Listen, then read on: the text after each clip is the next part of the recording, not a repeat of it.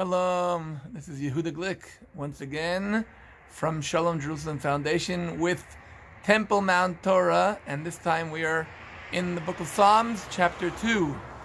Lama ragshu goyim, why are the nations in uproar, and why do the peoples mutter in vain? Ulumimi hegurik. We're talking about a beautiful short psalm, and we recall before, Psalms usually is a dialogue between man and God.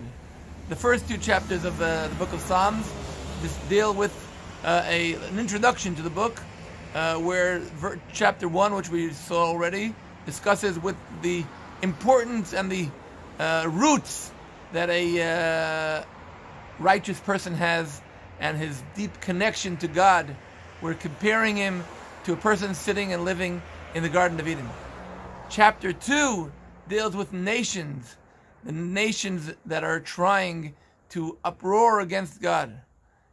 What we do see, it's a beautiful chapter, 12 verses, divided into 4 stanzas. Each one of them of 3 verses. They begin with a statement and a quote. So let's read the first 3 verses. Lama ragshu goyim uluhugim yegurik. Why are the nations in an uproar, and why do the peoples mutter in vain? The kings of the earth, Yityatzvu Melchei Eretz, the kings of the earth, and stand up, and the rulers take counsel together against the Lord and against His anointed. They come out against the Lord and against His anointed. And verse 3 is a quote. What are they saying? Nenatka et mosrotemo, let us break the bands asunder and cast away the cords from us. They want to be released from God. They want to be released from God and from His anointed. They say, we don't need you. We're here to fight against you, God. That was the first 3 verses. They get together and they say, we're getting together against God and against His people and against His anointed. They think they're going to fight against the people of Israel. Verses 3 to 6. Verses 4 to 6. What happens? The response of God. Yoshev b'shamayim yischak. He who sits in heaven laughs. The Lord has them in derision. Adonai yil'ag lamo. How can you even make a thought like that? Yoshev b'shamayim yischak. Adonai yil'ag lamo. And then verse 5. Then He will speak unto them with His wrath and affright them in His sore displeasure. At first, He laughs at them, and then He starts getting angry. Verse 6 is a quote. What is the quote? Vani nasachti malki al Tzion har kodeshi. And I, God says, I have established my king upon Zion, my holy mountain. Here we see that the Zion is the name of the holy mountain. The name of the Temple Mount is called Zion. And God says, I have established my king upon Zion, my holy mountain. God says, you think you're going to attack my people, my anointed, the leadership of my people? It's attacking me. And I have appointed the king from Zion, and he represents me. We remember Zion is the place that God chose to rest His divine presence. So they're attacking me, God says. Then we go on to the next stanza, verses 7, 8, and 9. Here, the king is talking.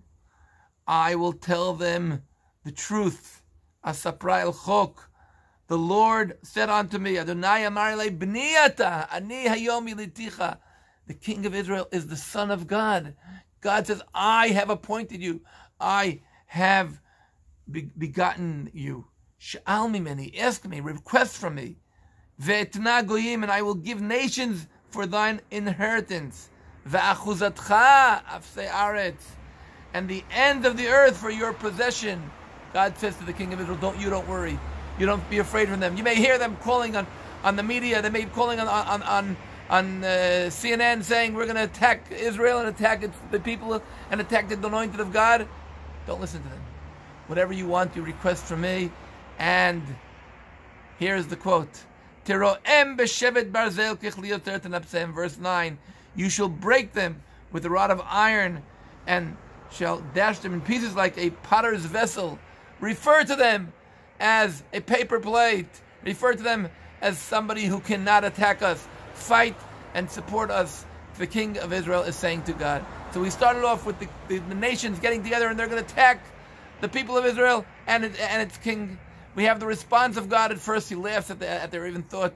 He gets angry at them and he says to them, I have appointed my anointed from the place that my divine presence rests on the Temple Mount.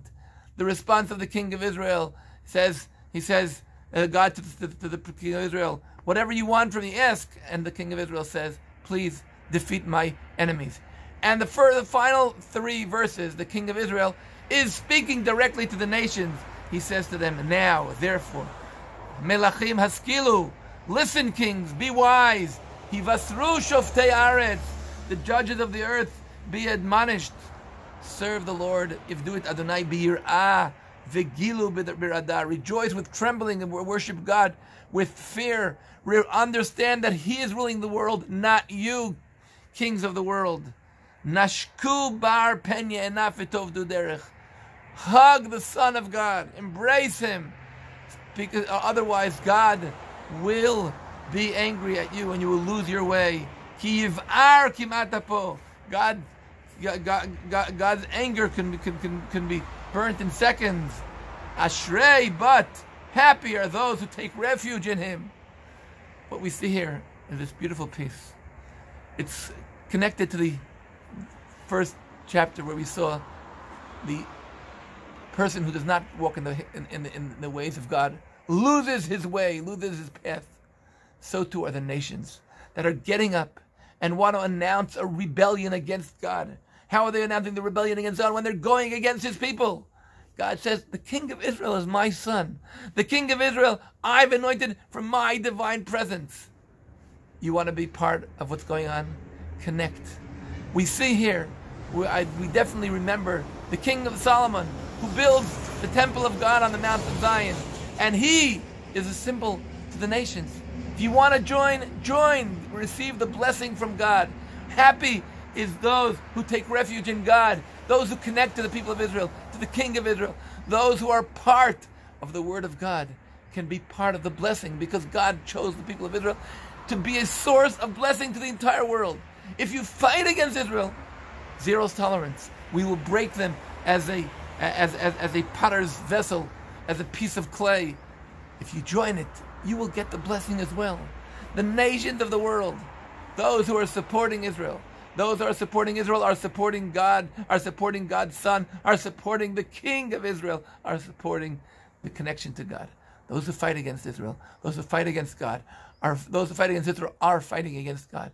And God and the King of Israel invites them. Join us and be part of the wonderful blessing that God gave to the people of Israel for a source of blessing to all the families of the earth. Shalom from Jerusalem.